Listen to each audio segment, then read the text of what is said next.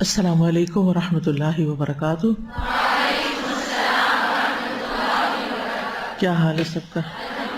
الحمدللہ، نحمده ونصلی علی رسولہ الکریم، اما بعد فاعوذ باللہ من الشیطان الرجیم، بسم اللہ الرحمن الرحیم۔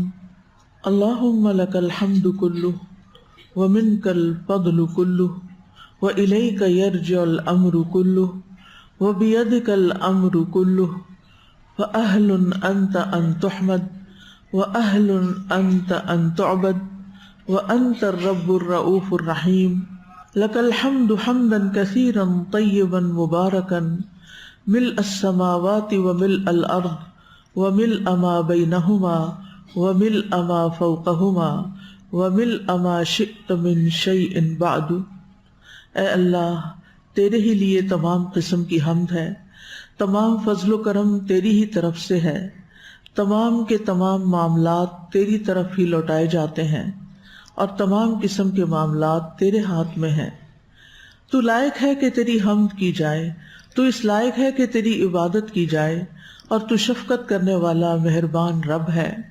تیرے لیے بہت پاکیزہ اور بابرکت حمد ہے، آسمانوں اور زمین کو بھر کر اور ان دونوں کے درمیان کی فضا کو بھر کر اور جو ان دونوں کے اوپر ہے اس کو بھر کر، اور اے اللہ جو تو چاہتا ہے اس کو بھر کر، یعنی اتنی زیادہ ہم تیری حمد کرتے ہیں، تیرا شکر ادا کرتے ہیں، تیری تعریف کرتے ہیں اور دل سے کرتے ہیں۔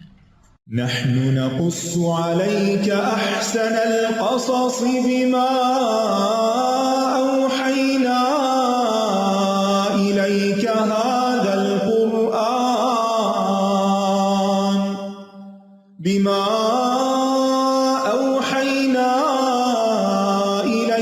هذا القرآن وإن كنت من قبله لمن الغافلين۔ پچھلے سبق میں ہم نے پڑھا کہ جب قابیل نے حابیل کو قتل کا ارادہ کیا تو حابیل نے اسے کئی انداز سے واضح و نصیحت کی۔ اس نے کہا، اگر تم نے مجھے قتل کا پختہ ارادہ کر ہی لیا ہے تو بھی میں تمہیں قتل کرنے کے لیے ہاتھ نہیں اٹھاؤں گا، تاکہ قاتل اور مقتول دونوں دوزخ میں نہ جائیں، اور میں تمہیں اس لیے بھی قتل نہیں کروں گا کیونکہ میں نہیں چاہتا کہ مجھ سے کوئی گناہ کی بات سرزد ہو، خواہ تم مجھ پر کتنا ہی ظلم کیوں نہ کرو، اور اگر تم نے مجھے قتل کر دیا تو میرے گناہ اور اپنے سارے گناہ تمہیں مل جائیں گے، پھر تم اہل جہنم میں سے ہو جاؤ گے، اور ظلم کرنے والوں کا ایسا ہی بدلہ ہوا کرتا ہے۔ اس کے بعد ہم دیکھتے ہیں کہ حابیل کے واعظ اور نصیحت اور تنبیہ کے باوجود، یعنی دونوں چیزیں تھی اس میں، واعظ و نصیحت اور تنبیہ کے باوجود قابیل نے اپنے بھائی کو قتل کر ڈالا، کیونکہ اس کا نفس حسد سے اور غیظ و غضب سے بھرا ہوا تھا۔ فطوعت له نفسه قتل أخيه فقتله فأصبح من الخاسرين۔ تو اس کے نفس نے اپنے بھائی کو قتل کرنا اس کے لیے آسان بنا دیا، سو اس نے اس کو قتل کر دیا، پھر وہ خسارہ پانے والوں میں سے ہو گیا۔ واعظ و نصیحت کے باوجود، ڈانٹ کے باوجود، جب قابیل گناہ کے ارادے سے باز نہ آیا، اس نے اپنے بھائی کی پر اثر نصیحت قبول نہ کی، جو ایسی نصیحت تھی کہ جس کی وجہ سے انسان کے دل میں ایمان اور اللہ کا خوف پیدا ہوتا ہے، آخرت کی سزا یاد آتی ہے، اور ایسا واز جو ایک بھائی ایک خون کے رشتے کی بنا پر اپنے بھائی کو کر رہا ہے، تو پھر کیا ہوا؟ یعنی اس نے یہ بات نہیں مانی، اپنے ارادے سے نہیں ہٹا اور اپنے ظلم کو جاری رکھا، تو اللہ تعالیٰ فرماتے ہیں فَطَوَّعَتْ لَهُ نَفْسُهُ قَتْلَ أَخِيهِ۔ ایک طرف کیا ہے؟ یہ ساری خیر خواہی ہے، حابیل کی پر اثر نصیحتیں ہیں، اور دوسری طرف اس کے مقابلے میں کیا ہے؟ نفس کی بات سننا، نصیحت نہ سننا، نفس کی آواز سننا، نفس کے پیچھے چلنا۔ یہاں یہ لفظ بڑا زبردست ہے، طوعت لہو، طوع سورۃ یوسف میں آتا ہے سب والا، یہاں آ رہا ہے طوع لہو نفسہ، تو نفس کی بھی کئی چالیں نا، کہیں سب والا ہوتا ہے اور کہیں طوع ہوتا ہے۔ قرطبی کہتے ہیں اللہ کے فرمان فطوعت لہ نفسہ کا مطلب ہے کہ اس کے نفس نے اس کے لیے اس کام کو آسان کر دیا. دوسرا معنی ہے اس کو اس پر آمادہ کر دیا، شجاعت دلائی، خوشنما بنا دیا. مجاہد کہتے ہیں کہ اس کے نفس نے اس کی حوصلہ افزائی کی، کر لو کچھ نہیں ہوتا. قتادہ کہتے ہیں اس کے نفس نے اس کو خوشنما بنا کر پیش کیا. کہا جاتا ہے طاع الشیء یطوع، یعنی یہ چیز آسان اور مطیع ہو گئی. تو مطلب کیا ہوا کہ قابیل کے نفس نے اس کے بھائی کی نصیحتوں کے باوجود اس کے لیے کام کو آسان بنا دیا، مزین کر دیا، خوشنما کر دیا، اس کو اس کام پر اکسا دیا، اس کا ساتھ دیا، اس کی مدد کی. اب یہ جو باریک فرق ہے سبلت اور طوعت کا، یہ بھی یہاں بیان کرتی جاؤں تاکہ نفس کو آپ سمجھ سکیں کہ نفس ہمارے ساتھ بھی ہے نا، تو ہمیں کس طرح بہکاتا ہے. ان النفس لامارۃ بالسوء، اوہ نفس تو ضرور با ضرور، لام تاکید کا ہے، ضرور با ضرور، امار بہت زیادہ حکم دیتا ہے، کس کا؟ بالسوء، برائی کا. تو ابلیس کے بعد اندر کا دشمن نفس جو ہے وہ معمولی چیز نہیں ہے، اور ہم میں سے ہر ایک کے ساتھ وہ انسان کے اعمال اور ارادوں اور ایکشنز کو اپنے مطیع کرنا چاہتا ہے، اپنے تحت کرنا چاہتا ہے، اور انسان کو مسلسل ایسی چیزوں کا حکم دیتا رہتا ہے جو اس کے لیے نقصان دہ ہے، الا یہ کہ کسی نے نفس کا کیا کر لیا ہو، تزکیہ. سب کو جواب آنا چاہیے تھا، ٹھیک ہے، نفس کا علاج کر دیا ہو یا تزکیہ کر لیا ہو، کیونکہ اللہ تعالیٰ فرماتے ہیں قد افلح من زکاہا. اب جب نفس زکا ہو جائے گا، تزکیہ ہو جائے گا اس کا، تو پھر وہ بہت زیادہ برائی کا حکم نہیں دے گا، وہ نفس لوامہ بن جائے گا جو الٹا ملامت کرے گا غلط کام کرنے پر. اور پھر اگر اس کی ملامت آپ نے سن لی تو وہ نفس کیا بن جائے گا؟ نفس مطمئنہ. اور یہ ہمارا ٹارگٹ ہونا چاہیے کہ ہم نے اپنے نفس کو نفس مطمئنہ بنانا ہے، اس کو قابو کرنا ہے، اس کو ٹیم کرنا ہے، اس کی تربیت کرنی ہے. ہم نے اس کو اپنے اوپر حاوی نہیں ہونے دینا، بلکہ اس کو سیدھا کر دینا ہے. آپ نے دیکھا تھا نا اقوال سلف میں کس طرح وہ اپنے نفس کو خطاب کر کے اپنے آپ کو خود ہی ڈانٹ ڈپٹ کرتے رہتے تھے. نفس آرام طلب ہوتا ہے، نفس چالیں چلتا ہے، بہانے بناتا ہے، چیزوں کو خوشنما بنا دیتا ہے، ایک بری سی چیز کو ایک بہت اچھی چیز بنا کے پیش کرتا ہے. تو نفس کے لیے ایک لفظ آتا ہے سبلت لہ نفسہ، تو یہ ہوتا ہے مشقت اور کوشش کے بغیر کام کا ہو جانا.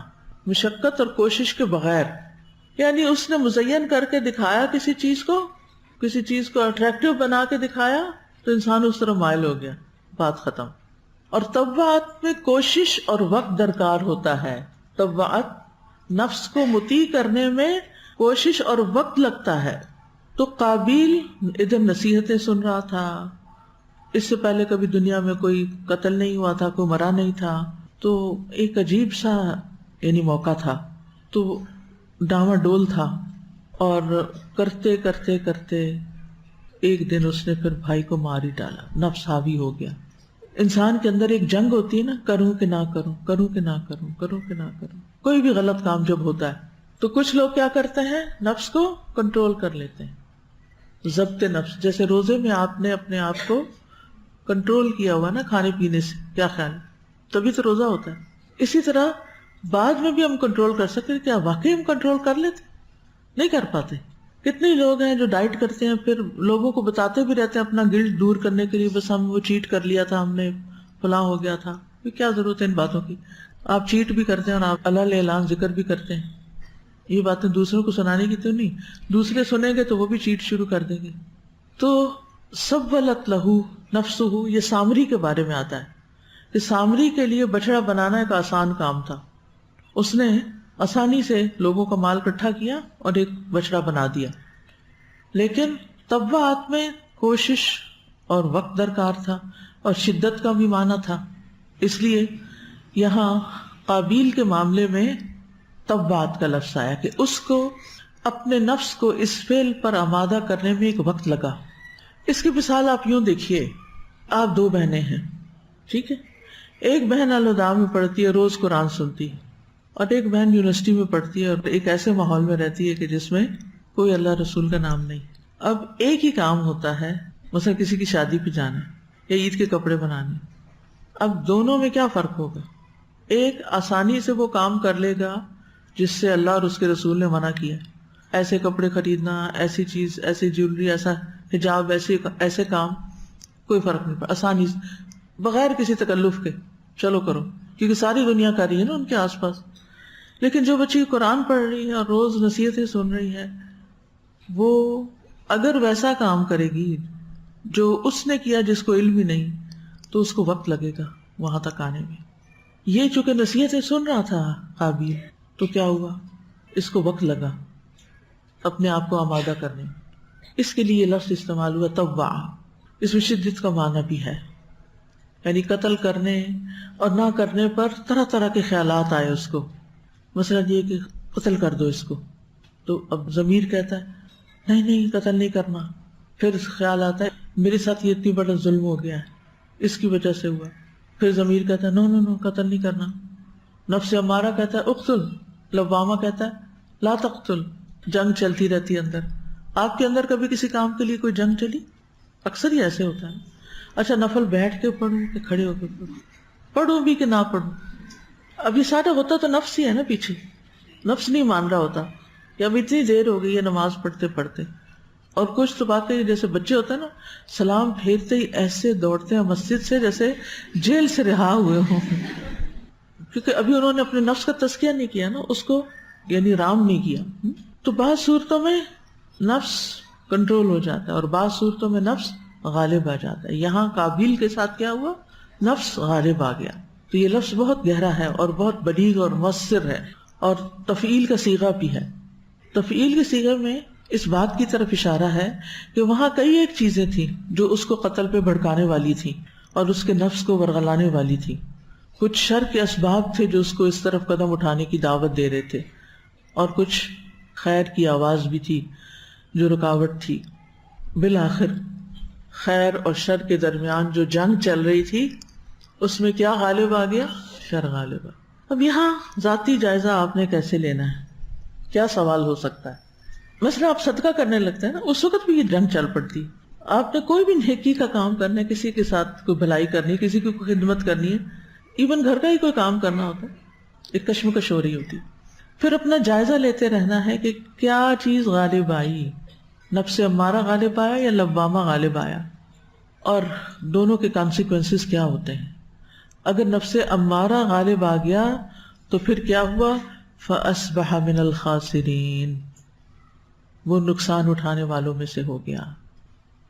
کیا تھا یہ خسارہ؟ دنیا میں بھی خسران اور آخرت میں بھی۔ قابیل کو حابیل کے قتل ناحق کی سزا دنیا میں ہی فوری طور پر دے دی گئی، جیسے کہ حدیث میں آتا ہے، سنن نبی داؤد کی حدیث ہے، رسول اللہ صلی اللہ علیہ وسلم نے فرمایا، کوئی گناہ اس لائق نہیں کہ اللہ تعالیٰ اس کے کرنے والے کو دنیا میں جلدی سزا دے دے اور اس کے ساتھ آخرت میں بھی اس کی سزا جمع رکھے، جیسے کہ ظلم و زیادتی اور قطع رحمی۔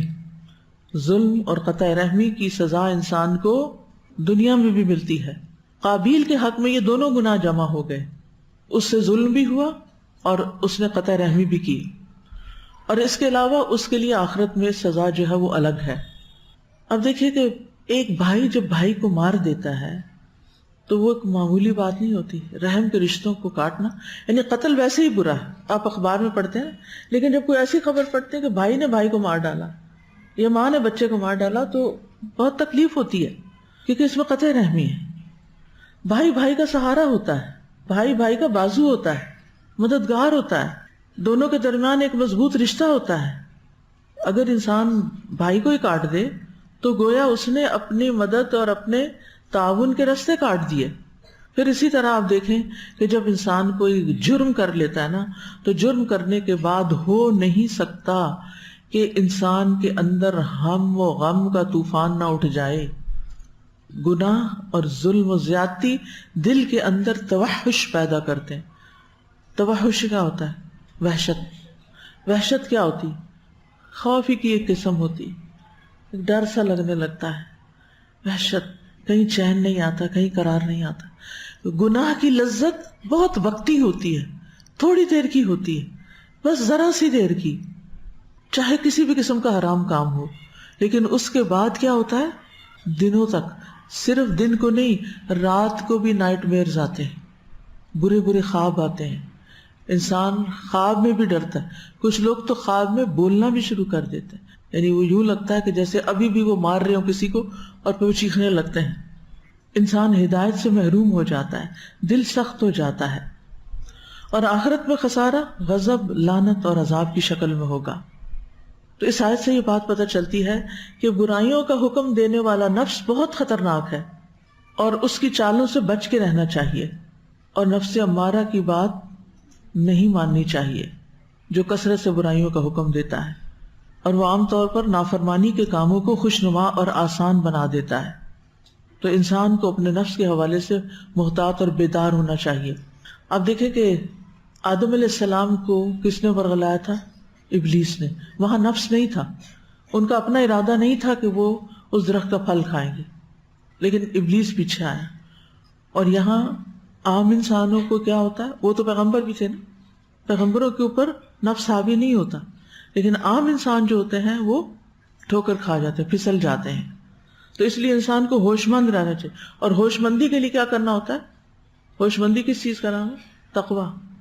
اپنے اندر تقویٰ پیدا کرنا ہوگا، اللہ کا ڈر. پھر خواہش پرستی سے بچنا چاہیے.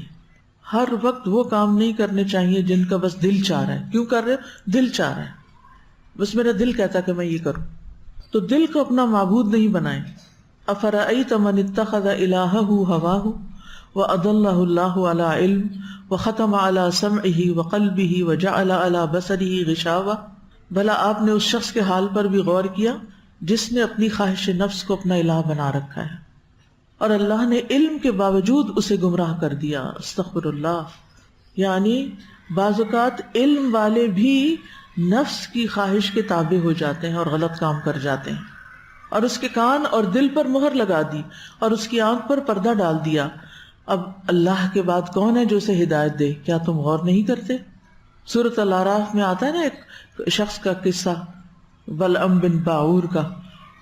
اس نے کیا کیا تھا؟ اللہ نے اس کو اپنی آیات کا علم دیا، فانسلخ منہا، وہ ان آیات کو اس نے پھر چھوڑ دیا، خیر بات کر دیا. فاتبعہ الشیطان، شیطان پیچھے لگ گیا، فکان من الغاوین، تو بہکنے والوں میں شامل ہو گیا. یہ شخص اپنی کتاب کا عالم تھا، تورات کا، یہ جو بھی کتاب تھی اس کے وقت ہی بنی اسرائیل کا ہی بتایا جاتا ہے. لیکن پھر کیا ہوا؟ اس نے وہ لبادہ جو چڑھایا تھا پڑھ پڑھ کے اتار دیا. اور کتنے لوگ ایسے ہوتے ہیں کہ جو دین پڑھتے ہیں، اس طرف آتے ہیں، لیکن پھر دنیا کی کشش ان کو دین سے دور کر دیتی. کتنی بچیاں ایسی ہوتی ہیں بڑے شوق سے حجاب لیتی ہیں، نقاب بھی لے لیتی ہیں اور بڑی تقوی والی اور پائس ہو جاتی ہیں. جو ہی کسی یونیورسٹی میں جاتی ہیں یا شادی کسی ایسی جگہ پہ ہو جاتی ہے تو آہستہ آہستہ دوسروں کی ناراضگی کے ڈر سے، انسانوں کی ناراضگی کے ڈر سے سب کچھ رخصت ہونے لگتا ہے. پھر لباس ان کی مرضی کا، باتیں ان کی مرضی کی، مصروفیات ان کی مرضی کی. کہاں گیا ایمان؟ یعنی ایمان میں خلل واقع ہو چکا ہے، نقص واقع ہو چکا ہے. اگر آپ ان ساری مصیبتوں سے بچنا چاہتے ہیں تو اپنے ایمان پر مضبوطی سے جمے رہیں، اس پر کام کرتے رہیں، ایسے ماحول سے جڑے رہیں. کیونکہ پھر ہوتا یہ ہے کہ انسان کانفلکٹ کے ڈر سے اپنے خاص دوستوں سے جو دین پر ہوتے ہیں ان سے ملنا جلنا بھی چھوڑ دیتا ہے، وہاں آنا جانا بھی چھوڑ دیتا ہے، کیونکہ وہ فیس نہیں کر سکتا. اب وہ ایک طرف ہونا چاہتا ہے. ایسا نہیں کریں کہ اگر دین میں آئے تو صرف دین والے بن جائیں اور دنیا کا آپ کو پتہ ہی نہ ہو. پتہ ہو لیکن اپنی چوائس سے دنیا کے غلط کام چھوڑے ہوئے ہوں، اور اگر دنیا کی طرف گئے تو آپ سارا دین ہی اتار دیں گے. تو یہ مثال وہ سورۃ الاعراف والے اس عالم کی ہے. اللہ تعالیٰ فرماتے ہیں وَلَوْ شِئْنَا لَرَفَعْنَاهُ بِهَا وَلَكِنَّهُ أَخْلَدَ إِلَى الْأَرْضِ وَاتَّبَعَ هَوَاهُ. ہم چاہتے تو ان آیات کے ساتھ اس کو بلندی عطا کرتے، لیکن وہ زمین کی طرف جھک گیا، دنیا کی طرف جھک گیا اور اپنی خواہشات کی پیروی کی. ان سے الرٹ ہونا بڑا ضروری ہے. رسول اللہ صلی اللہ علیہ وسلم نے فرمایا مجھے اپنی امت کے بارے میں 3 چیزوں کا ڈر ہے: بخیلی جس کی اطاعت کی جائے، خواہش نفس جس کی پیروی کی جائے. یہ آپ نے اپنی امت کے بارے میں کہا تھا کہ میری امت ایسا کرے گی تو مجھے اس کا ڈر ہے. اور گمراہ کن امام جو لوگوں کو مس لیڈ کرتے ہیں. پھر اس آیت سے پتہ چلتا ہے کہ قتل کا جرم تمام جرائم سے بڑا ہے. فَأَصْبَحَ مِنَ الْخَاسِرِينَ، جس سے انسان دنیا اور آخرت کا نقصان اٹھاتا ہے. قتل کا جرم کعبے کو ڈھا دینے اور پوری دنیا کو ختم کر دینے سے بھی بڑا ہے. تو اس لیے شریعت نے وہ دروازے ہی بند کر دیے جو قتل تک لے جانے والے ہیں.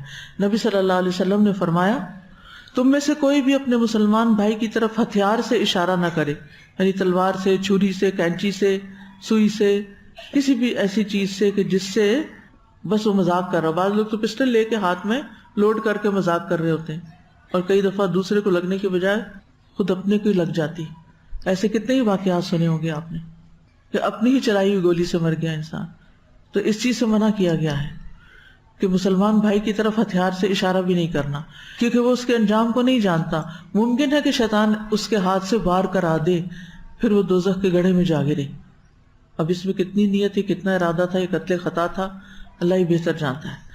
ابو ہریرہ رضی اللہ عنہ سے روایت ہے کہ ابو القاسم صلی اللہ علیہ وسلم نے فرمایا جس نے اپنے بھائی کی طرف لوہے کے کسی ہتھیار سے اشارہ کیا تو اس پر فرشتے لعنت کرتے رہتے ہیں یہاں تک کہ وہ اس کام کو ترک کر دے، چاہے وہ اس کا سگا بھائی ہی کیوں نہ ہو. سن لیجئے، جیسے کسی کو ایسے چھری سے ایسے اشارہ کیا تو فرشتے لعنت کرتے ہیں ایسے شخص پر. مائیں خود کر رہی ہوتی ہیں. آپ نے اگر کسی کو کچھ بتانے اور آپ کے پاس چھری کے علاوہ یا کینچی کے علاوہ کچھ نہیں تو اس کا رخ موڑیے، یعنی یہاں نوک ہے تو ایسے کر کے کیجیے کہ دیکھیں یہ ایسے کرنا ہے، اس طرف اگر ضرورت پیش آتی. عام طور پر قتل کرنے والے قاتل کی نفسیات کیا ہوتی ہے کہ وہ جیت گیا، اس نے اپنے مد مقابل کو ڈھا لیا، ختم کر دیا، مسئلہ ختم ہو گیا. واقعی تو وہ کامیاب ہو گیا. اللہ تعالیٰ یہاں فرماتے ہیں فَأَصْبَحَ مِنَ الْخَاسِرِينَ، کامیاب نہیں ہوا. اور وہ کیا سمجھ رہا تھا کہ میں مار کے کامیاب ہو جاؤں گا اور اس لڑکی سے شادی کر لوں جو اس کی وجہ سے نہیں ہو پا رہی. بہت دفعہ لوگ قتل کو حل سمجھتے ہیں مسائل کا. اپنے آپ کو قتل کرنا یا کسی اور کو قتل کرنا مسائل کا حل نہیں ہے، بلکہ انسان اپنے آپ کو خسارے میں ڈال دیتا ہے. جیسے حسد کرنے والا اپنے آپ کو خسارے میں ڈالتا ہے. بس آخری بات یہ ہے کہ کسی کو قتل کرنا اگرچہ بہت بڑا بہت بھیانک جرم ہے لیکن یہ اسے ایمان سے خارج نہیں کرتا. آپ دیکھیے کہ یہاں پر اللہ تعالیٰ فرماتے ہیں فَطَوَّعَتْ لَهُ نَفْسُهُ قَتْلَ أَخِيهِ، وہ بھائی ہی ہے، یعنی اللہ تعالیٰ نے اس کو اخوت کے وصف کے ساتھ متصف کیا. حالانکہ یہاں بیان ہو رہا ہے کہ اس کے نفس نے یہ کام آسان کر دیا اس کے لیے، یعنی اس نے اس کو قتل کر دیا مراد ہے. تو اخوت کا رشتہ پھر بھی باقی ہے. قصاص کے معاملے میں بھی آتا فَمَنْ أُفِيَ لَهُ مِنْ أَخِيهِ شَيْءٌ فَاتِّبَاعٌ بِالْمَعْرُوفِ، وہاں بھی اخ کا لفظ آتا ہے، بھائی، یعنی اسلامی بھائی چارہ باقی رہتا ہے. آتا نا یا ایھا الذین آمنوا کتب علیکم القصاص فی القتلى الحر بالحر والعبد بالعبد والانثى بالانثى فمن عفی له من اخیہ شیء فاتباع بالمعروف واداء الیہ باحسان. مطلب کیا اس کا؟ پھر جسے اس کے بھائی کی طرف سے کچھ معاف کر دیا جائے تو معروف طریقے سے پیچھا کرنا اور اچھے طریقے سے اس کے پاس اسے پہنچا دینا لازم ہے، یعنی جو دینا ہے اس کو آسان طریقے سے ادا کر دیا جائے. ہم اس آیت سے حاصل ہونے والے فوائد کے بارے میں بات کریں گے. حابیل کے واعظ اور نصیحت اور تنبیہ کے باوجود قابیل نے اپنے بھائی کو قتل کر ڈالا کیونکہ اس کا نفس حسد سے اور غیظ و غضب سے بھرا ہوا تھا، جس کی وجہ سے اس کے نفس نے اس کے لیے اس کام کو بہت آسان کر دیا. ایسی خواہشات انسان کو اندھا کر دیتی ہیں اور انسان اپنے سوچنے سمجھنے کی صلاحیت بھی کھو دیتا ہے، اور چاہے کچھ بھی ہو وہ اپنے فائدے کے لیے دوسروں کو نقصان دینے میں کوئی مذائقہ محسوس نہیں کرتا. تو بہرحال اس نے اپنے بھائی حابیل کو قتل کر دیا، لیکن نتیجہ کیا ہوا؟ سوائے نقصان کے اور کچھ بھی نہیں. بھائی کا بھی نقصان کیا اور اپنا بھی نقصان کیا. دنیا میں حابیل جیسا بھائی کھو دیا. اللہ نے بہن بھائیوں کی محبت بھی دل میں رکھی ہوتی ہے، لیکن بعض اوقات شیطان انہی میں پھوٹ ڈلواتا ہے اور ایک دوسرے کو نقصان دیتے ہیں یا ایک دوسرے کے مقابلے پر آ جاتے ہیں. لیکن آپ نے دیکھا ہوگا کہ عام طور پر دکھ اور مصیبت کے وقت دوستوں سے زیادہ بہن بھائی ہی کام آتے ہیں. دوستوں کا اپنا ایک مقام ہوتا ہے، لیکن یہ ہمیشہ رشتوں میں یاد رکھیے کہ ہر رشتے کا اپنا ایک مقام ہے، ہر رشتے کو اس کا مقام دیں، ایک کو دوسرے کی جگہ پہ نہ رکھیں. یعنی ہماری غلطی کیا ہوتی ہے کہ ہم ایک رشتے کی جگہ دوسرے رشتے کو لے آتے، مثلا اپنی ماں کو چھوڑ کے کسی اور کو ماں بنا لیتے اور اس سے تعلق بڑھا لیتے ہیں اور اپنی ماں کو اگنور کر دیتے. یا اسی طرح اپنے بہن بھائیوں کو چھوڑ کے اوروں کو، دوستوں کو بہن بھائی بنا لیتے ہیں اور پھر اپنے بہن بھائی کو بالکل ہی بھول جاتے ہیں. یا اسی طرح دیگر رشتے بھی. تو ہر رشتے کا ایک مقام ہے. اب مثال کے طور پر جب شادی ہوتی ہے تو ایک ساس اماں ہوتی ہے اور ایک اپنی اماں ہوتی ہے. آپ بے شک ساس کو اماں کہیں، اماں سمجھیں، لیکن جس ماں نے آپ کو جنم دیا نا اس کو نہ بھولیں، اس کا اپنا ہی ایک مقام ہے. اور اسی طرح دوسری اماں کو بھی پہلی اماں سے جیلس نہیں ہونا چاہیے. کیوں؟ اس کو سمجھنا چاہیے کہ وہ اس بچی کی ماں ہے، چاہے کچھ بھی ہو، میں اس کی جگہ ہو ہی نہیں سکتی کیونکہ میں نے اس کے لیے وہ تکلیفیں نہیں اٹھائیں جو اس کی اپنی ماں نے اس کے لیے اٹھائیں. لہذا کسی بھی طریقے سے اس کا مقام نہیں چھیننا چاہیے کہ ہم اپنے آپ کو سمجھیں کہ ہم اس کے اپنی اصل ماں کی جگہ پر آ گئے. نہیں، ٹھیک ہے، پیار محبت کیئر سب اپنی جگہ. اور پھر اگر وہ بچی اپنے ماں باپ کو یاد کرتی ہے یا ان کی کوئی تعریف کرتی ہے یا ان کو کال کرتی ہے یا ان کے ساتھ کوئی احسان کرتی ہے، ان کو کوئی تحفے تحائف دے دیتی ہے یا بیمار ہو تو کوئی خدمت کے لیے چلی جاتی ہے، تو ان باتوں کو مائنڈ نہیں کرنا چاہیے اور ان چیزوں کو ایشو نہیں بنانا چاہیے. ان رشتوں کی قدر کرنی چاہیے. آپ کو نہیں معلوم کہ اگر کوئی بچہ اپنے ماں باپ کی کیئر کرتا ہے، اس کی عزت کرتا ہے، تو اس بر الوالدین کی وجہ سے اس کے اوپر کتنی رحمتیں ہوں گی. وہ نیکی جو دنیا میں پھل لاتی ہے ماں باپ کے ساتھ احسان ہے، اور وہ گناہ جو دنیا میں بھی نقصان کا باعث بنتا ہے وہ ماں باپ کے ساتھ قطیعت الرحم یا پھر ان کے ساتھ زیادتی اور ظلم یا کسی بھی طرح ان کو ستانا. تو اس لیے جو رشتے اللہ نے بنا دیے ہیں نا اور جن کو جو مقام دیا ہے، اسی طرح ماں اور باپ کے درمیان دونوں ہی قابل احترام ہیں، لیکن ماں کا درجہ زیادہ ہے. یہ بھی اللہ ہی نے بنایا اور کوئی حرج نہیں اس میں. اور اس میں بھی شوہر اور بیوی کے درمیان کوئی حسد جیلسی وغیرہ نہیں ہونی چاہیے، کیونکہ اللہ نے بچوں کو ماں کے ساتھ 3 دفعہ حسن سلوک کا حکم دیا ہے. اس لیے اگر وہ اس کی کوئی بات سنتے ہیں، مانتے ہیں یا اس کا خیال رکھتے ہیں تو باپ کو ناراض نہیں ہونا چاہیے کہ یہ تو ہر وقت ماں کی بات ہی سنتے ہیں یا ماں کی طرف زیادہ متوجہ ہے اور میں کسی طریقے سے ماں کے خلاف باتیں کر کر کے ان کی توجہ اپنی طرف کر لوں. یہ بھی شیطان کا ایک بڑا پھیر ہوتا ہے. ماں باپ کے خلاف، باپ ماں کے خلاف بات کرتے ہیں. یہ کوئی ایسی باتیں کرتے ہیں بعض اوقات انسان کو حیرانی ہوتی ہے کہ کتنی انسیکیورٹیز ہیں. یہ عدم تحفظ کا احساس ہوتا ہے اور یہ شیطان کا وسوسہ ہوتا ہے. بلکہ ہمیں تو ایز اے امت مسلمہ ہونا یہ چاہیے کہ اگر کوئی بھی انسان کسی رشتے کو اس کا مقام نہیں دے رہا تو ہم اس کو متوجہ کریں، امر بالمعروف کریں، اور اگر کوئی قطیعت اور رحم کر رہا ہے تو ہم اس کو منع کریں. ہم اس کو روکنے والے ہوں کہ دیکھو ایسا نہیں کرتے، یہ غلط بات ہے. کیونکہ دوسروں کے پاس بڑی شکایتیں ہوتی ہیں کہ وہ ہمارا خیال نہیں رکھتے، انہوں نے ہمیں پوچھا نہیں. ٹھیک ہے، نہیں پوچھا، وہ ان کا کام، وہ ان کا اور ان کے رب کا معاملہ، مگر آپ پر کیا حکم ہے؟ جو آپ کے لیے حکم ہے. جس نے ایک دفعہ آپ کو پیدا کر دیا بس اس کے بعد آپ اس کے غلام ہیں. وہ جو بھی کرے، آپ سے جو نیکی ہو سکتی ہے آپ کر لیں. وہ نہیں کرتے، ان کی مرضی، ان کی مجبوریاں ان کے ساتھ. اور دعاؤں میں بھی ان کو یاد رکھیں. وَقُلْ رَبِّ ارْحَمْهُمَا، بہت کم دعائیں جو قل سے شروع ہوتی ہیں. وَقُلْ رَبِّ زِدْنِي عِلْمًا وَقُلْ رَبِّ ارْحَمْهُمَا كَمَا رَبَّيَانِي صَغِيرًا. پھر اسی طرح دوستوں سے ہمیں بڑی محبت ہوتی ہے، ان کے قریب رہنے کی وجہ سے ان کے ساتھ ہماری انڈرسٹینڈنگ ہوتی ہے، ہم مل جل کے گھل مل کے رہتے ہیں، ہم انجوائے کرتے ہیں ان کی کمپنی کو، وہ ہمارے دکھ سکھ میں بھی کام آتے ہیں. لیکن اس کا یہ مطلب نہیں کہ ہم اپنے خون کے رشتوں کو بھول جائیں اور ان کے خلاف بدگمانیوں کا ایک محاذ کھڑا کر دیں اور ان کے خلاف ایک نفرت کی دیوار حائل کر لیں. نہیں، سل من قطعک، جو تم سے کاٹے تم اس سے جوڑو. ہمارے لیے یہ حکم ہے، بدلے کے طور پر نہیں.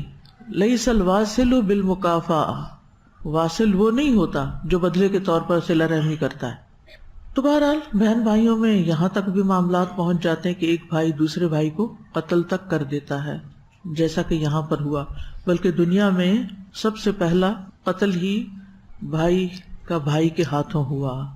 ہم کہتے ہیں آج کل حالات بڑے خراب ہیں، خبریں پڑھتے ہیں، اخبار پڑھتے ہیں، اس میں جب کوئی ایسی خبر پڑھتے ہیں تو ہم کہتے ہیں کہ ایسا دور آ گیا ہے کہ بھائی نے بھائی کو مار دیا، اور یہ بھول جاتے ہیں کہ سب سے پہلے بھی بھائی نے ہی بھائی کو مارا تھا۔ انسان کی نفسیات نہیں بدلتی، انسان وہی ہے، وقت اور حالات میں تبدیلی آتی رہتی ہے لیکن انسان وہی ہے، وہی اس کے اندر کے جذبات ہیں، وہی خواہشات ہیں، وہی احساسات ہیں، وہی اس کے ساتھ شیطان ہے، وہی اس کے ساتھ نفس ہے، لہذا یہ چیزیں چلتی رہتی ہیں۔ اس لیے حالات پہ بہت پریشان ہونے کی بجائے اپنے طاقت صلاحیت کو کرنے کے کاموں میں لگا دینا چاہیے۔ بہرحال اس نے بھائی کو قتل کر دیا تو اس نے اپنی دنیا کا بھی نقصان کیا۔ جب کوئی اپنے بھائی کو قتل کرتا ہے تو اس کا دنیاوی نقصان کیا کیا ہوتا ہے؟ ایک تو یہ کہ وہ بھائی کو کھو دیتا ہے، ایک مددگار کو کھو دیتا ہے، ایک رشتے کو کھو دیتا ہے۔ بھائی تو ویسے بھی اگر دنیا سے چلا جائے طبعی موت مر کے بھی تو وہ بھی بہنوں کے لیے بہت بڑا صدمہ ہوتا ہے۔ اور آپ کو معلوم ہوگا کہ عرب کی ایک مشہور شاعرہ جو ہے اس نے اپنے بھائی کے لیے، جو بھائی صخر تھا، اس کے لیے بہت مرثیے لکھی، اور وہ صرف ان مرثیوں کی وجہ سے بہت مشہور ہوئی۔ خنسا، وہ کہتی تھی کہ میں ساری زندگی روتی رہوں گی اور کبھی چپ نہیں کروں گی۔ اور پھر اس نے کالی گدڑی سی پہن لی تھی، یہ جو ہوتی ہے نا اون کی بنی ہوئی، کہ سیاہ لباس غم یا ماتم کا نشان کے طور پر، تو وہ صرف بھائی کے غم میں روتی رہتی تھی۔ لیکن بعد میں جنگ قادسیہ میں اس کے اپنے 4 بیٹے شہید ہوئے، جب مسلمان ہو گئی تو ان کے لیے نہیں روئی۔ یہ ایمان کا فرق ہے نا، جب ایمان آ جاتا ہے تو انسان کے سارے معیار ہی بدل جاتے ہیں۔ جب دل بدلتا ہے تو ہر چیز نظر آنے والی بدل جاتی ہے۔ غم اور خوشی کس چیز کا نام ہے، وہ بھی بدل جاتا ہے۔ یہ جو غم ہے نا، یہ ہمارے کچھ ہوتے ہیں غم، لیکن ہم ان کو خود بھی طاری کر لیتے ہیں اپنے اوپر۔ اس لیے طاری کر لیتے ہیں کہ ہم نے معاشرے سے سیکھا ہوتا ہے کہ طاری کرنا ہے، کیونکہ دکھانا ہوتا ہے نا ہم نے کہ ہم پہ طاری ہو چکا ہے۔ کیونکہ مقصد اللہ کو راضی کرنا تو نہیں نا، مقصد تو دنیا میں فٹ ہونا ہے کہ ہم کہیں سوسائٹی میں انفٹ نہ ہو جائیں۔ ہمیں اس بات کا بڑا خوف لگا رہتا ہے، لوگ کیا کہیں گے، بھائی لوگ کیا کہیں گے، اس کو ذرا غم بھی نہیں ہے۔ بہرحال اللہ بچائے ان سب چیزوں سے۔ تو دنیا کے نقصان میں انسان بھائی جیسا رشتہ کھو بیٹھتا ہے۔ اس کے علاوہ کیا نقصان ہوتا ہے؟ آپ کے ذہن میں کوئی نقصان آ رہا ہے؟ جب ایک بھائی آپ کا فوت ہو جائے یا بھائی بھائی کو مار دے تو پھر کیا نقصان ہو سکتا ہے؟ باقی رشتوں سے بھی کٹ جاتا ہے، ماں باپ کی ناراضگی بھی مول لیتا ہے۔ آپ کو پتا ہے ماں باپ تو بچوں کی لڑائی میں بھی دل برداشتہ ہوتے ہیں اور غمگین ہوتے ہیں۔ یعنی اکثر میں نے خواتین کو دیکھا ہے کہ ساری چیزیں نعمتیں زندگی کی، یہ غم کھایا جا رہا ہے کہ میرے 2 بچے آپس میں بولتے نہیں، ایک دوسرے کے گھر نہیں جاتے، آپس میں لڑتے رہتے ہیں۔ ماں باپ کے لیے بہت بڑا دکھ ہوتا ہے، چاہے چھوٹے بچے ہوں چاہے بڑے بچے ہوں۔ اگر بچے آپس میں لڑیں ماں باپ کو سخت تکلیف ہوتی ہے۔ اور کیا ہوتا ہے، جب ماں باپ کو آپ تکلیف دیں گے کہ ان کا جگر گوشہ آپ نے مار دیا، تو پھر آپ کی جگہ ماں باپ کے دل میں کہاں سے بن سکتی ہے؟ اور کیا ہوتا ہے، ایسے قاتل جو ہوتے ہیں نا وہ اپنے خاندان سے ہی کٹ جاتے ہیں اور رشتوں کی سپورٹ سے محروم ہو جاتے ہیں، کئی بھاگ جاتے ہیں ادھر ادھر۔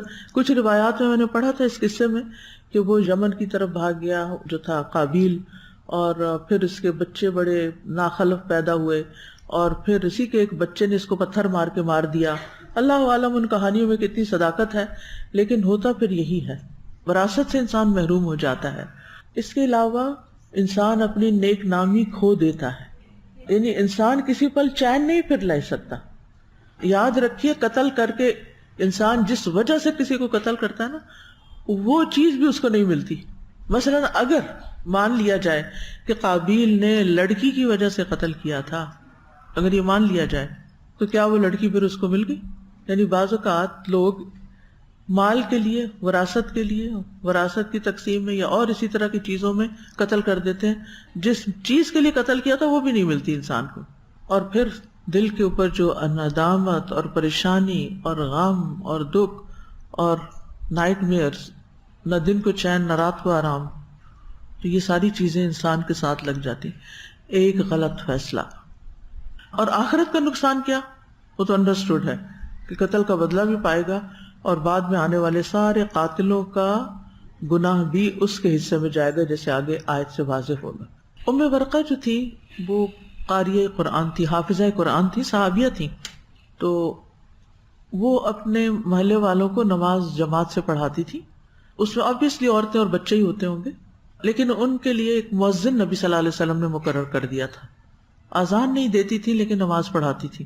انہوں نے اپنی لونڈی سے کہا کہ میرے مرنے کے بعد تم آزاد ہوگی، تو اس نے کسی کے ساتھ مل کر ان کو شہید کر دیا اور پھر وہ اس سے بھی محروم ہو گئے.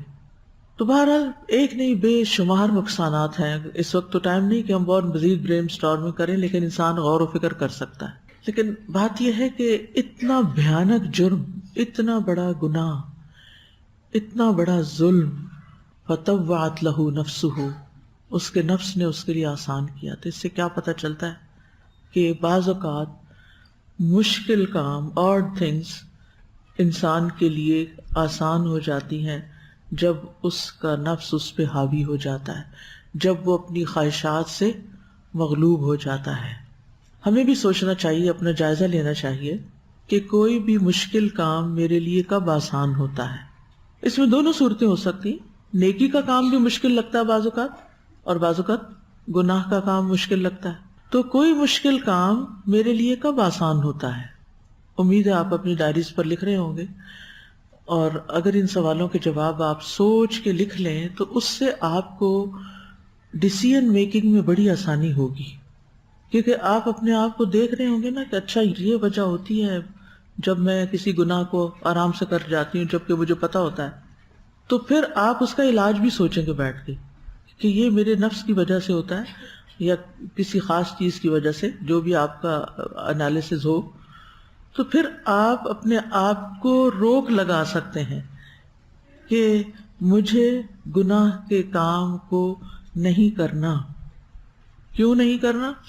کیونکہ اللہ تعالیٰ ناراض ہوتے ہیں. میں سلپ کب ہونے لگتی ہوں؟ اور جیسے آپ دیکھیں چال چلتے ہوئے مثلاً کچھ لوگوں کا بیلنس ٹھیک نہیں ہوتا، بچے ہوتے ہیں جیسے، جب بچے صحیح چل نہیں سکتے تو ماں باپ کیا کرتے ہیں، اپنی انگلی پکڑا لیتے ہیں، ان کا ہاتھ پکڑ کے چلتے ہیں. جب بوڑھے بزرگ ہوتے ہیں وہ سٹک لے کے چلتے ہیں یا کوئی ان کو تھام کے چلتا ہے. تو ان کو پتا ہوتا ہے نا کہ میں کس جگہ گروں گا، کس جگہ پھسلوں گا، کیا چیز پھسلن والی. تو ہم میں سے بھی ہر ایک کو اپنی پھسلنے اور اٹکیں پتہ ہونی چاہیے، کہاں میرے لیے رکاوٹ بنے گی اور کون سی چیز آسان ہوتی. اس میں چھوٹی سی چیز آپ کے حوالے سے، مثلاً آپ قرآن کا کچھ حصہ حفظ کر رہی ہیں یا قرآن مجید حفظ کر رہی ہیں آپ سارا ہی، اور کوئی آیت ایسی آ جاتی ہے یا کوئی پیج ایسا آ جاتا ہے جو یاد ہو کے نہیں دیتا. پھر آپ مختلف طریقے سوچتے ہیں اور وہ ہو جاتا ہے، یا آپ کی ٹیچر آپ کو بتاتی ہے یا کوئی دوست بتاتی ہے ایسے کرو، اس کو یوں یاد رکھو، اس سے پیچھے والے لفظ کو یوں یاد رکھو، آگے یوں، یعنی وہ طریقہ آپ کو بتا دیتے ہیں.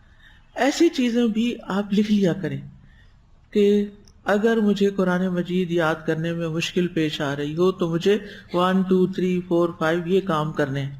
نیکسٹ ٹائم ان کو پڑھیں اور وہی تجربہ پھر آزمائیں تو زندگی کی مشکلات آسان ہو جائیں گی. یعنی ایک تو نیک کام مشکل ہو گیا جیسے قرآن پڑھنا، یاد کرنا، اور ایک ہے گناہ آسان ہو جانا. اس میں کیا کرنا ہے آپ نے؟ پھر اپنا جائزہ لینا ہے. آخر میں نے یہ بات بول ہی کیوں دی؟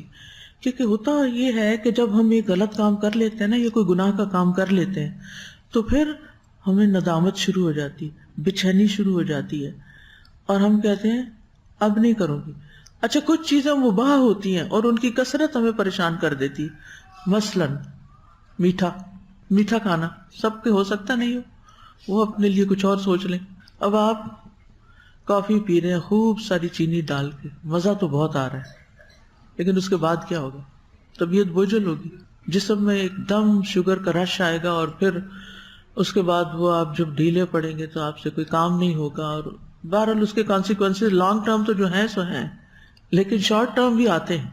اسی طرح آپ نے کوئی ٹھنڈی چیز کھا لی اور آپ کو پتہ ہے ٹھنڈی یا کھٹی کھانے سے آپ کو گلا خراب ہو جاتا ہے، لیکن آپ پھر بھی زیادتی کر جاتے ہیں. یعنی ایک غلط کام تھا جو آپ کے نسبت سے غلط تھا، وہ آپ کے لیے آسان ہو گیا. کیوں ہوا؟ کیا چیز آئی تھی یہاں؟ کیا چیز نظر آ رہی ہے؟ خواہش، نفس. اور پھر آپ دیکھتے اچھا وہ بھی کھا رہا ہے، چلو وہ کھا سکتا میں بھی کھا لوں، اس نے 2 دفعہ لیا، چلو میں بھی 2 دفعہ لے لیتی ہوں. ایسے کرتے کرتے ہم اپنے ساتھ ظلم کر جاتے ہیں. اب ہو گیا، اب آپ پڑے بیمار اور لگ گئے 8 دن اینٹی بایوٹک کھانے میں. تو اگر آپ انسان ہیں، واقعی عقل رکھتے ہیں، تو پھر نیکسٹ ٹائم کیا کریں گے؟ اپنے آپ کو کنٹرول میں رکھ اور لکھ لیں گے اپنی ڈائری پر اپنے ساتھ کیے ہوئے عہد کہ اب یہ چیز مجھے نقصان دیتی ہے، میں نے یہ نہیں کرنی. لیکن اگر آپ پھر بھی کرتے چلے جاتے ہیں تو پھر آپ بھگتیں گے بھی، کیونکہ پہلے میں نے آپ کو بتایا تھا نا کہ انسان کے ارادے یا اختیار میں غلط کام کرنا تو ہے، لیکن اس کے نتائج سے بچنا پھر اس کے اختیار میں نہیں. آپ کسی کو ایک تھپڑ لگا دیں، یہ آپ کے اختیار میں ہے، راہ چلتے کو مار دیں، آپ کر سکتے ہیں، لیکن اب اس کا نتیجہ کیا ہوگا؟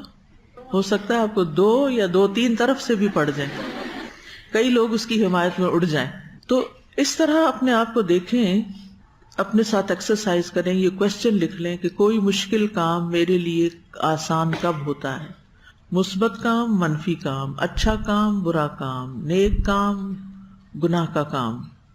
پھر اسی طرح آپ دیکھیں کہ کوئی بھی عمل یا کوئی بھی چیز میرے سامنے جب آتی ہے تو یعنی وہ مشکل ہوتی ہے، لیکن اس پر میرا ری ایکشن کیسے ہوتا ہے، اور اس سے سیکھ کر پھر آپ جب دوسرے کے ساتھ وہ کام کریں گے تو آپ کے لیے آسان. اس کو میں ایک مثال سے بتاتی ہوں. اگر آپ سے یہ کہا جائے کہ اس مہینے آپ کی تنخواہ یا آپ کے اسکالرشپ یا آپ کے جیب خرچ میں سے 1000 روپیہ کاٹ لیا جائے گا، کیا ری ایکشن ہوگا؟ کیا رسپانس ہوگا؟ خوش ہوں گے، چلو شکر ہے 1000 تو نکلا. کوئی بھی خوش نہیں ہوگا. لیکن اگر آپ کو بتایا جائے کہ آپ کا یہ 1000 سیلاب زدگان کی مدد میں دیا جائے گا، پھر ری ایکشن وہی ہوگا.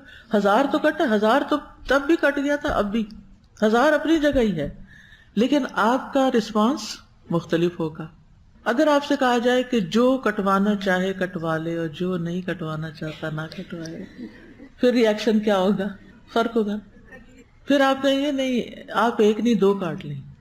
یہ ہے انسانی نفسیات. ٹھیک ہے، آپ نے جب بچوں سے بات کرنی ہے یا کسی سے کوئی کام کہنا ہے تو آپ ڈائریکٹ اس کو اس طرح نہ کہیں کہ آپ لائیں 1000 روپے ڈونیشن دے دیں، کیونکہ انسان کے اندر کچھ ایسی چیز ہے کہ جب اس کو براہ راست حکم ملتا ہے اپنے جیسوں سے تو وہ اندر ایک نیگیشن کا خانہ ہوتا ہے. نو. آپ بچے سے کہیں گے ادھر آؤ، نو. تو صاف ہوتا ہے نا، اس کو وہ کوئی نہیں ہوتا رکھ رکھاؤ. بڑے ہو کے دل میں تو نو ہوتا ہے، اوپر سے کہہ دیتے ہیں جی حکم کریں. تو اندر انسان کے نا وہ نو ایک ہوتی ہے، لیکن بڑے ہو کر ہم معاشرے سے ایٹیکیٹ سیکھ لیتے ہیں اور پھر ہم ذرا اور طرح ریئیکٹ کرتے ہیں. تو اپنے اوپر رکھ کے چیزوں کو دیکھا کریں، آپ کیسے فیل کرتے ہیں، آپ کیسے کسی چیز کو لیتے ہیں، اور آپ نے یہ کام دوسرے سے کس طرح کروانا ہے. پھر اسی طرح یہ ہے کہ وہ کون سے برے اعمال ہیں جو بار بار سرزد ہوئے چلے جا رہے ہیں، وہ کون سے برے اعمال ہیں جو بار بار سرزد ہوئے چلے جا رہے ہیں، اس کے پیچھے آخر وجہ کیا ہے. وجوہات تلاش کر لیں اور ان وجوہات کا علاج کریں، تاکہ جو اوپر وہ کیکر کا پودا نکل رہا ہے نا، اس کو اگر اوپر سے صرف ٹہنیاں کاٹیں گے نا، اس میں پھر ٹہنیاں نکل آئیں گی، پھر نکل آئیں گی، پھر نکل آئیں گی. بالکل ہمارا حال یہی ہے. جب ہمارے دل میں ایک بری خواہش کا بیج پڑ جاتا ہے نا اندر، اور وہ پودا بن جاتا ہے اور وہ جڑ پکڑ لیتا ہے، تو پھر بعض اوقات ہم صرف اوپر اوپر سے ٹریمنگ کرتے ہیں، جبکہ کچھ عرصہ گزرتا ہے اور پھر ہم وہی کر چھوڑتے ہیں. استقامت نہیں ہوتی نیکی پر. تو پھر ہمیں کیا کرنا پڑتا ہے، کیا کرنا چاہیے؟ ڈیپ ڈاؤن جانا چاہیے، ڈگ کرنا چاہیے، اندر جا کے جڑوں سے اس کو نکالنا چاہیے. تو قد افلح من زکاہا. آپ کو معلوم ہے کہ بعض بیماریاں ایسی ہوتی ہیں جن میں صرف دوا کام نہیں کرتی، اس میں سرجری بھی کرنی پڑتی. اور سرجری میں وہ کیا میک شور کرتے ہیں کہ جہاں تک وہ چیز پھیلی ہوئی ہے، کینسر ہو سکتا ہے، کوئی پھوڑا ہو سکتا ہے، وہ سارا حصہ نکال دیں تاکہ ایک سیل بھی باقی نہ رہے، چھوٹی سی جڑ بھی باقی نہ رہے، کیونکہ وہ باقی رہ گئی تو کیا ہوگا؟ دوبارہ ہو جائے گا. اسی لیے آپ دیکھیں ایسی بیماریاں ری اکر کرتی رہتی ہیں نا، ایک دفعہ علاج کرتے تو پھر دوبارہ اٹھ جاتی، پھر دوبارہ، کیونکہ وہ سیل باقی ہوتے ہیں، جراثیم باقی ہیں. پھر کیا کرتے ہیں؟ یا کیمو تھراپی کرتے ہیں یا ریڈیشن کرتے ہیں، اور ریڈیشن میں اس صحت مند حصے کے بھی سارے سیل جلا دیے جاتے ہیں. کس وجہ سے سارے وہ بھی جلا دیے جاتے ہیں؟ یعنی وہ جو ہیلدی مباح چیز ہے اس کو بھی کٹ ڈاؤن کر دیا جاتا ہے، تاکہ وہ جو ایک دشمن اندر چھپا ہوا ہے نا وہ دوبارہ نہ جڑ پکڑے. یہ پروسیس آسان ہوتا ہے؟ سرجری کروانا اور ریڈیشن لینا اور کیمو تھراپی کرانا، اگر آپ کے آس پاس کسی رشتہ دار کے ساتھ یہ سارا گزرا ہو تو آسان نہیں ہوتا. لیکن کیوں کرتے ہیں؟ اس پروسیس سے کیوں گزرتے ہیں؟ اگر آپ نہیں کریں گے تو کیا ہوگا؟ لائف تھریٹننگ ہے یہ بیماری لائف تھریٹننگ ہے. اسی طرح ہماری کچھ بیماریاں حسد، بغض اور شرک اور نفاق اور اس طرح کی چیزیں لائف تھریٹننگ ہیں. آخرت میں ان کے اوپر سخت پکڑ ہے. دنیا تو جیسی تیسی گزر جائے گی، لیکن آخرت میں پھر چھوٹ نہیں، سزا بھگتنی پڑے گی، اور وہ سزا بہت بڑی سزا ہے. لہذا انسان اس دنیا میں ہی ان سارے پروسیسز سے گزر جائے، اور عام طور پر ان چیزوں کو جڑ سے اکھاڑنے کے لیے تکلیف سے گزرنا پڑتا ہے. تو آپ کی زندگی میں بھی جو گناہ بار بار ہوئے چلے جا رہے ہیں نا، اس کو پیش خیمہ سمجھیں یا نتیجہ سمجھیں کس چیز کا؟ کسی اندر چھپی ہوئی خواہش کا، یا اندر چھپی ہوئی کسی بیماری کا، یا ایمان کی کمزوری کا، یا کوئی ایسی چیز ہے. یہ جو میں آپ کو سیلف انالیسس کے کوسچن دیتی ہوں، اس کے تھرو آپ ڈگ کرتے جائیں سوال لکھیں. یہ لکھنا بھی ایک تکلیف دہ عمل ہے، کیونکہ کتنی دیر تو آپ کو سوچ میں سمجھ ہی کچھ نہیں آئے گی کیا جواب لکھوں. ویسے بھی ہم ہر چیز دوسروں سے پوچھ کے لکھنے کے عادی ہیں، اپنے ساتھ کم ہی سچے ہوتے ہیں، اپنے آپ کو کم ہی ایکسپلور کرتے ہیں، اندر سے کم چیزیں نکلتی ہیں. اب تو ہمارے اسپیلنگ بھی کوئی اور ٹھیک کر دیتا ہے، اسپیل چیک لگے ہوئے ہیں، آٹو چیک، اس کو آن کر دیں، آپ کے سارے اسپیلنگ وہ ٹھیک کرتا جائے گا. آپ ٹائپ کرتے جائیں، غلطیاں پہ غلطیاں کرتے جائیں، کوئی اور آپ کی غلطیاں ٹھیک کر دے گا. تو یہ جو ہمارا لائف سٹائل بن گیا نا، اس میں اپنے ساتھ وقت گزارنے اور اپنے آپ کو انالائز کرنے اور اپنی غلطیاں دیکھنے کا ہمیں وقت نہیں ملتا. بھائی کا بھائی کو قتل کرنا آسان کام نہیں ہے، لیکن نفس نے آسان کر دیا. تو شر شروع ہی اندر سے ہوتا ہے. اسی لیے خطبے میں کیا پڑھتے ہیں؟ وَنَعُوذُ بِاللَّهِ مِن شُرُورِ أَنفُسِنَا. ہم اپنے ہی نفسوں کے شر سے بچنے کے لیے ہم اپنے آپ کو اللہ کی پناہ میں دیتے ہیں. اللہ کی مدد تو ہر وقت ساتھ ساتھ مانگی ہی جاتی رہے گی، لیکن obvious گناہ جو بھی ہماری زندگی میں نا، مثلاً آپ سے ٹنگ سلپس بہت ہوتی ہے، منہ سے اچانک لفظ نکل جاتا ہے. بچپن سے گالیاں سننے دینے کی عادت ہے، اب قرآن پڑھ کے وہ تو نہیں دیتے، لیکن کسی وقت اچانک منہ پہ کوئی چیز ایسے، یا غلط قسم کے لفظ بولنے کی، سویر کرنے کی، قسمیں کھانے کی عادت پڑی ہوئی ہے. اب وہ پڑی ہوئی ہے نا، تو اب وہ اچانک ہی منہ سے نکل آتی ہیں. تو ان کا یہ نہیں، یہ زبان ڈائریکٹلی کنیکٹڈ ہے ہارٹ کے ساتھ. جو کچھ یہ بولتی ہے نا، وہ یہاں سے نکل رہا ہوتا ہے، اس کا سورس کی جڑیں یہاں ہے، دل کے اندر ہے. تو وہ ایک حدیث میں بھی آتا ہے جس کا کچھ اس طرح کا مفہوم ہے کہ کسی انسان کی زبان درست نہیں ہو سکتی جب تک کہ اس کا دل درست نہ ہو. اور قیامت کے دن کام کس نے آنا ہے؟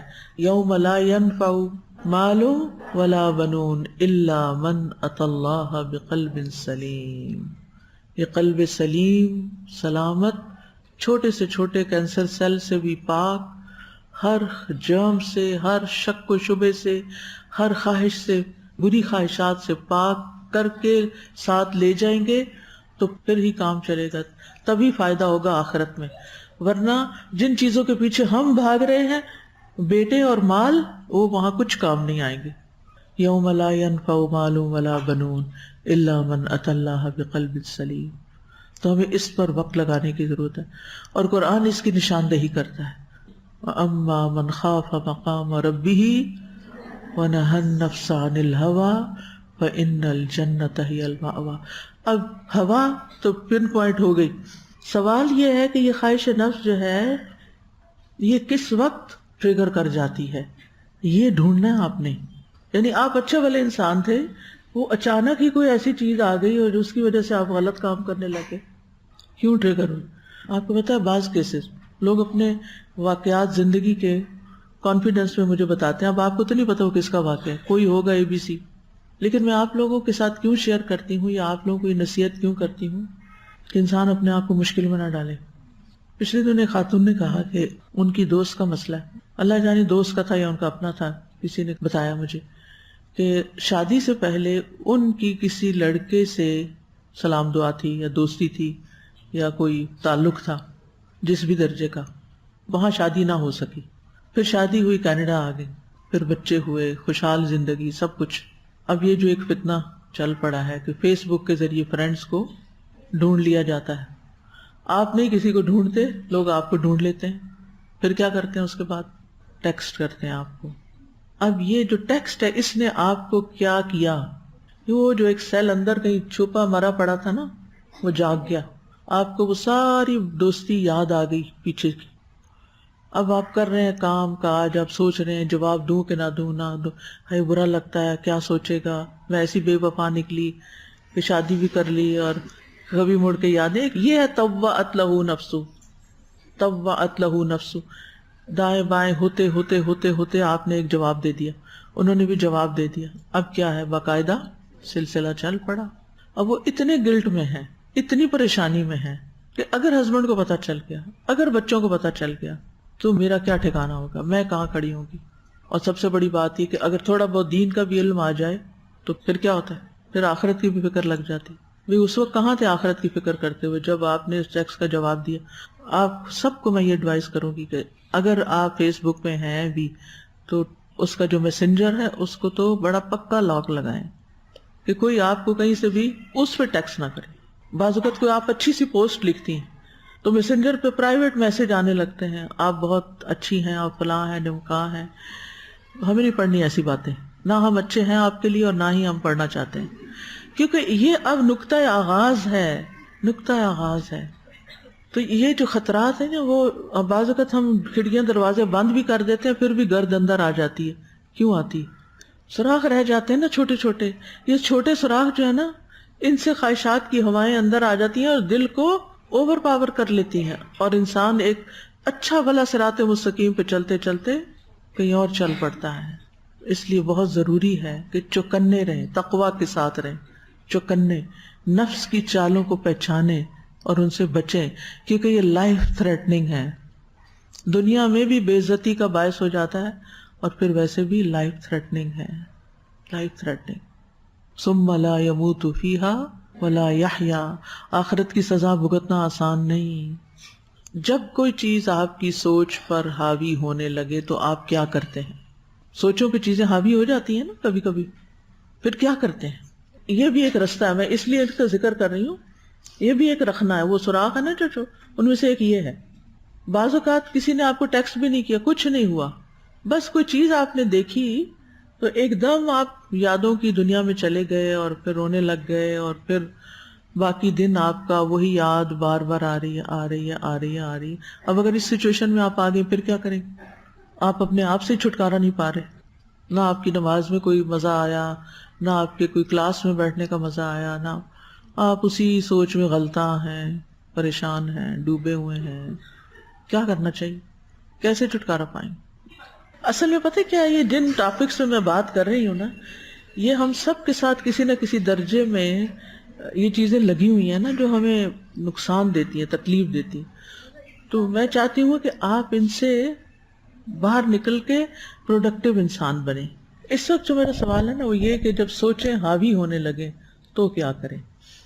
چاہے وہ گلٹ ہو، چاہے وہ کسی کی یاد ہو، چاہے کوئی غم کی لہر ہو، چاہے کوئی خوف کی.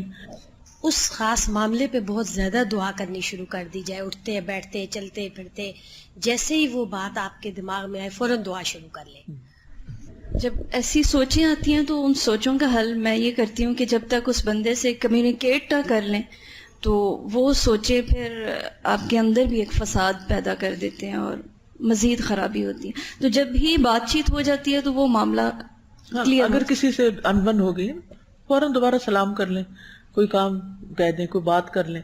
یعنی اگر آپ کسی پہ ناراض ہوئیں یا کوئی آپ پہ ناراض ہوا ہے تو یہ بہت اچھا حل ہے. یعنی میں تو عام طور پہ یہی کرتی ہوں کہ ضرورت کے وقت ڈانٹ بھی دے دیتی ہوں، اور جب وہ بات ختم ہو جاتی ہے ایک آدھ منٹ میں تو اس کے بعد نارمل باتیں شروع ہو جاتی ہیں. اپنے آپ کو واپس جلدی نارمل کریں. اگر ایسی کوئی چیز بار بار آپ کو وہ کر رہی تو مختلف چیزوں کے ساتھ مختلف طریقے سے ڈیل کرنا ضروری ہے. لیکن ایک بات یاد رکھیں کہ اپنے ساتھ سچے ہو جائیں اور اپنا وقت ضائع نہ کریں ان چیزوں میں. اور اگر مستقبل کا خوف ہو تو معاملات اللہ کے سپرد کر دیں کہ اللہ تو نے کرنا ہے نا، تو سب کچھ کر سکتا ہے. اللہ تعالیٰ سے دعا ہے کہ وہ ہمیں ہمارے نفس کی چالوں سے محفوظ رکھے. یا حی یا قیوم برحمتک نستغیث یا رب العالمین یا ارحم الراحمین یا ذا الجلال والاکرام یا من بیدہ ملکوت السماوات والارض. یا اللہ تو ہم پر رحم فرما، ہمیں ہمارے نفس کے شر سے بچا. یا اللہ ہمیں نیک کاموں کی توفیق عطا فرما. اللہم وفقنا لما تحب وترضى. اللہم انی اسألک فعل الخیرات وترک المنکرات وحب المساکین وان تغفر لی وترحمنی وأن تغفر لي وترحمني وأن تغفر لي وترحمني وإذا أردت فتنة قوم فتوفني غير مفتون أسألك حبك وحب من يحبك وحب أمل يقربنا إلى حبك. ربنا تقبل منا إنك أنت السميع العليم وتب علينا إنك أنت التواب الرحيم. وصلى الله تعالى على خير خلقه محمد وآله وأصحابه أجمعين برحمتك يا ارحم الراحمين. وآخر دعوانا ان الحمد لله رب العالمين. سبحانك اللهم وبحمدك اشهد ان لا اله الا انت استغفرك واتوب اليك. السلام علیکم ورحمۃ اللہ وبرکاتہ. فاقصص القصص لعلهم يتفكرون